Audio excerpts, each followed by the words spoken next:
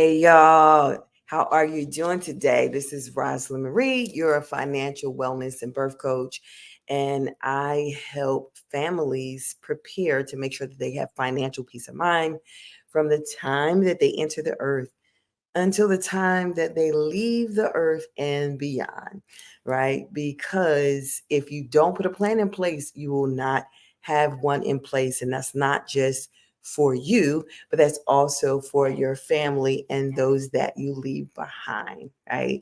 And so I just want to come on today and let's discuss a hot topic. And the hot topic is, are you prepared in a crisis? Right. We are in the fall season of the year. I live down in the southeast part of the country. I can't help but see all of the news. It's plastered everywhere about what's happening with the hurricanes. This is hurricane season. So hurricane season starts usually kind of like late summer and goes through mid fall. And so there's a couple of months where the area that I live in, which is southeast of the country, is an area that really gets plummeted with weather that is unpredictable. So you may have hurricanes. If you live on the coast, you may have an increase um, of water and tides coming in and destroying land and property and homes. And that's what I've seen over the last couple of years. And so, one, I want you for us just to get grounded. Just want you to take a deep breath because, again, here in the United States, oftentimes the media really focuses on keeping us tense, keeping those shoulders uptight. God forbid if you live in those areas, you're definitely already tense because they're talking about it as you're getting closer to the hurricane. They normally are tracking it. You can go and watch the news channels and you can see the hurricane getting stronger and stronger and stronger and coming closer and closer. And then they start putting the warnings out for you to go ahead and evacuate or for you to seek shelters or for you to do the things so that you can protect yourself and your family.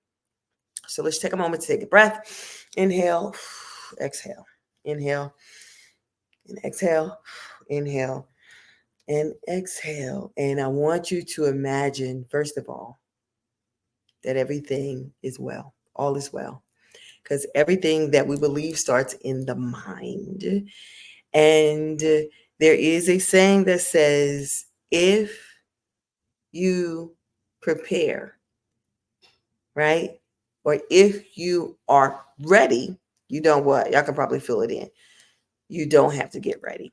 And so we're talking about crisis planning, right? Before a disaster, before a storm occurs, before something occurs that, will change your life forever. And if you've been here, if you've lived long enough, I've lived long enough, you will go through some personal crises. And believe it or not, some of those personal crises can help you prepare in the event of other emergencies. Now, that's not to say like natural disasters, you're talking about hurricanes, floods, storms, those things. It can be really hard to prepare, but there are some things that you can put in place in order to make sure that you and your family are safe. And I will go through a little bit of it, but I also want you to let me know, you know, if there is a crisis that occurs today, if you have to pick up and leave today, right now, if I have to literally pick up and grab my things right now, can I do that? Outside of just grabbing my keys and getting my car and going to wherever my plan is. Do I have a communications plan in place to be able to reach out to my loved ones so they know where I am, so I know where they are, so that we can find each other in the event of emergency or crisis? We have to leave, we have to evacuate.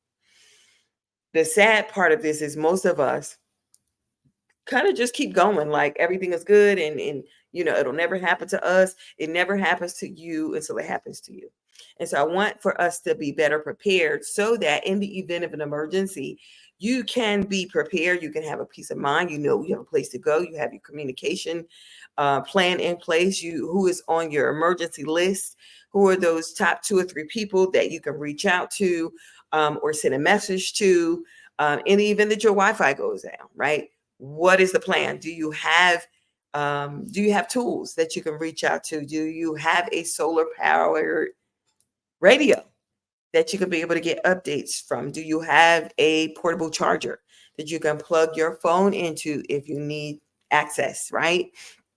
Are you somebody who is on a prepaid plan, where if those minutes run out, it is what it is. You have no communication. So you want to be thinking about those things in advance. But again, I will relate it to my mom's because I am a birth coach. And oftentimes, especially if you are a first time mom, you may have done all the things that you think to prepare, right? You and your partner, your husband, your partner, you may have read all the books. You may have attended the courses. You may have done all the things. You may have gone, if you're planning how to have a hospital birth, you may have done the tour at the hospital. If you're planning to have a home birth, you may have, or water birth, you have planned, you have bought materials to help you through that birth so that you can come out on the other side. You prepare. If you are somebody who is planning to start a new job, there are things that again we've put in place, or there's preparation before you even get that job, like going and looking for jobs that you're interested in, making sure that the salary matches what you want to make, making sure that environmentally it's going to accommodate you. If somebody wants to work at home, if you need a little more flexibility, making sure that they have that as an option, right? So we prepare for all kinds of things all the time. Something as simple as preparing for dinner. In order to prepare for dinner or prepare a specific recipe, if it's not something you're familiar with, one, you look the recipe up. Two, you make sure that you have the ingredients. If you don't have the ingredients, you will go to the store to go get the ingredients, right? And then you might decide to put your own flavor on it, like I do. Even if I follow a recipe, I'm going to always put my own flavor on it. So I'm going to add a little bit of this, a little bit of that, because I like certain kinds of flavors that may not be in that recipe. So I'm almost always going to modify a recipe. But my point is, you prepare for daily activities in your life. You prepare for your day before you. If you have to go out to work, if you have to get to work at a certain time, you're preparing to leave your house by a certain time. So you're making sure that you know what you're going to wear. If you're going to put on makeup that day, you're going to make sure your makeup is together. For the men, I know there are certain men that get their haircuts on a weekly basis. So you're going to make sure that's scheduled to make sure that you're groomed and ready to go so that you don't have those issues. You're a coffee or tea person, either you make it at home, or you're going to stop by, whatever coffee shop to do that, to get, your favorite morning drink.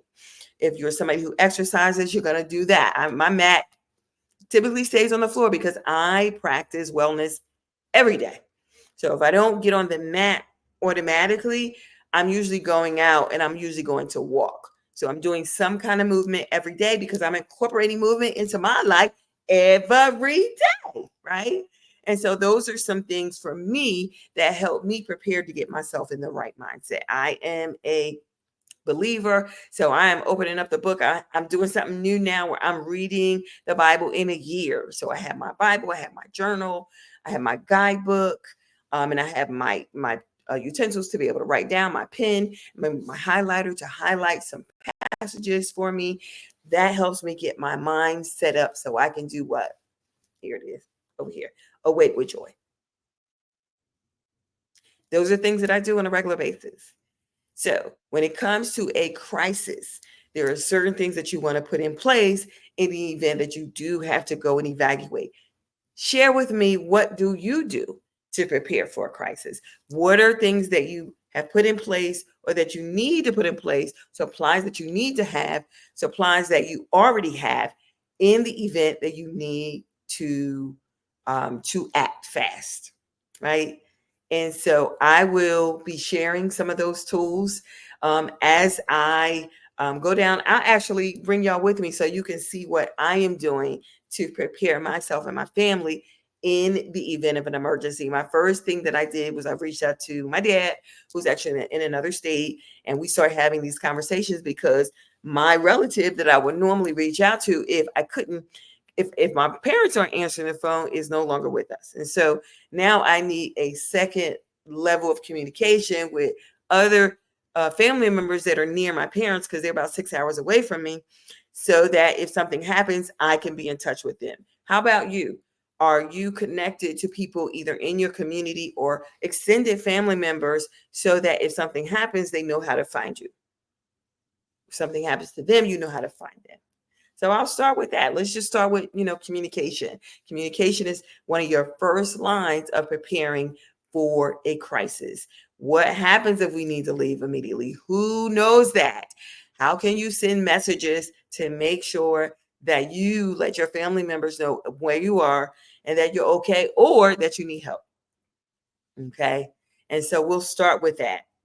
Right. And so I look forward to jumping on again so that I can share with you what I am doing to prepare in the event that there is a crisis. We'll go down the line as far as what your family makeup looks like, right? Because if you have a family full of children, they may be at different schools. If you have children that are away at college, what does their emergency plan look like? Are you connected with their best friends?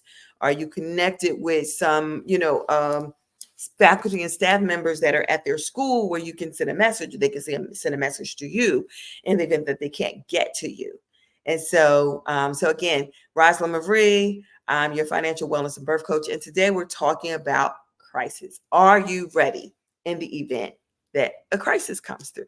Okay. So thanks for tapping in with me. I look forward to sharing how I'm preparing before a crisis happens, and again, what we can do together to make sure that we prepare, and that we're not going at the last minute and trying to put things in order in the event of emergency. So thanks for joining me. I appreciate you. Have an amazing day, and make sure that you start putting those plans in place, starting with communication, so that you and your family can be well. All right. Have a great day.